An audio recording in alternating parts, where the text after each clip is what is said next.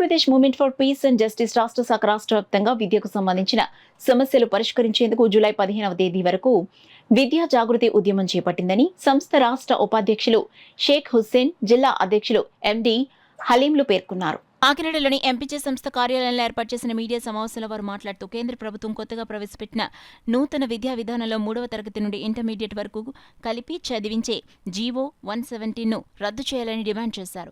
ఈ సమావేశంలో సంస్థ కాకినాడ సిటీ అధ్యక్షులు ఎండి గౌస్ మొహిద్దీన్, కార్యదర్శి ఎండి అజహర్ మెహద్దీన్, ఉపాధ్యక్షులు ఎండి ఇబ్రహీం, జిల్లా సభ్యులు కె లలితాదేవి, సైరా బాను, అల్లావుద్దీన్, బషీర్ సుల్తానా తదితరులు పాల్గొన్నారు. ప్రకారంగా రాష్ట్రాల పరిధిలో ఎంసెట్లు జరిగేవో ఆ ప్రకారంగా జరిగి మరి దీన్ని వెంటనే సరిదిద్దమని 24 లక్షల మంది విద్యార్థుల యొక్క జీవితాల్లో ఆటలు ఆడుకోవద్దని చెప్పేసి వెంటనే పరిష్కరించి వారికి న్యాయం చేయాలని చెప్పేసి కూడా మరి movement for piece and justice తరఫున మేము కోరుతున్నాం.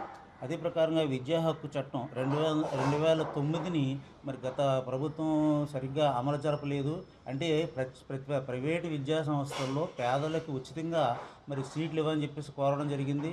అయితే ఆ సీట్లు ఇచ్చారు కానీ ఆ వాళ్ళు ఫీజులు గవర్నమెంట్ కట్టకపోవడం వల్ల విద్యార్థి తల్లిదండ్రుల దగ్గర వసూలు చేయడం జరిగింది. అందుచేత ఈ జీవో ఏదైతే ఉందో అది పగడబందీగా అమలు జరపాలని చెప్పేసి కూడా movement for piece and justice మరి ప్రభుత్వాన్ని కోరుతుంది.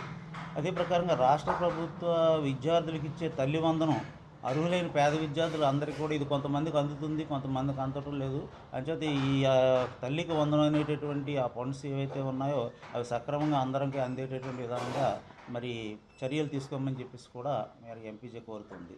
మరి మైనార్టీ స్కాలర్షిప్లు కేంద్ర ప్రభుత్వం ఆఫ్ చేయడం జరిగింది. అదే ప్రకారంగా రాష్ట్ర ప్రభుత్వం కూడా దీని మీద సరైనటువంటి చర్యలు తీసుకోలేదు. అంచేత ఈ యొక్క స్కాలర్షిప్లు ఏదైతే ఆఫ్ చేశారో పునరుద్ధరించి తిరిగి మైనార్టీ విద్యార్థులకు స్కాలర్షిప్లు ఇవ్వాలని చెప్పేసి కూడా మేము మా ఎంపీజే తరఫున కోరుతున్నాం.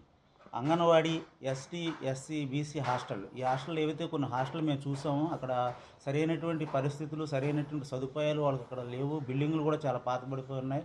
అంటే దీని మీద కూడా ప్రభుత్వం చర్య తీసుకుని ఎక్కడైతే బిల్డింగులు పడిపోయే విధానంగా ఉన్నాయో ఆ బిల్డింగులు మార్చి లేదా కొత్త బిల్డింగులు కట్టి విద్యార్థులకి అవసరమైనటువంటి సదుపాయాలన్నీ కల్పించాలని చెప్పేసి కూడా movement for piece and justice కోరుతుంది.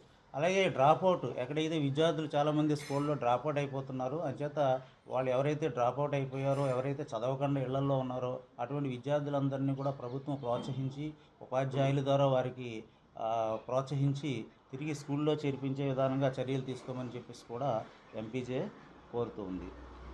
కేంద్ర ప్రభుత్వం ప్రవేశపెట్టిన నూతన ఎడ్యుకేషనల్ పాలసీ వ్యతిరేకంగా కూడా మేమే కాకుండా మాతో పాటు ఇతర సంస్థలు ఏవైతే ఉన్నాయో, ఇతర సామాజిక సంస్థలు ఏవైతే ఉన్నాయో వాళ్ళందరితో కలిపి కూడా ఇవి ఈ యొక్క జీవోని రద్దు చేసే విధానంగా వారితో కలిసి కృషి చేస్తామని చెప్పేసి కూడా మేము ఎంపీజే తరఫున కోరుతూ ఉన్నాం. అంచేత ఈ పై విషయాలు ఏవైతే చెప్పామో అవి ప్రభుత్వం వెంటనే చర్యలు తీసుకుని విద్యార్థులకు ఎక్కడిగా నష్టం జరగకుండా ఎవరికైతే ఈ యొక్క సంబంధించినటువంటి స్కూల్ యొక్క ఫీజులు అవి కట్టకుండా ఉన్నారో అవన్నీ కూడా చర్యలు తీసుకుని వెంటనే దీని మీద ఈ యొక్క విద్యార్థుల తల్లిదండ్రులకు న్యాయం చేయాలని చెప్పేసి కూడా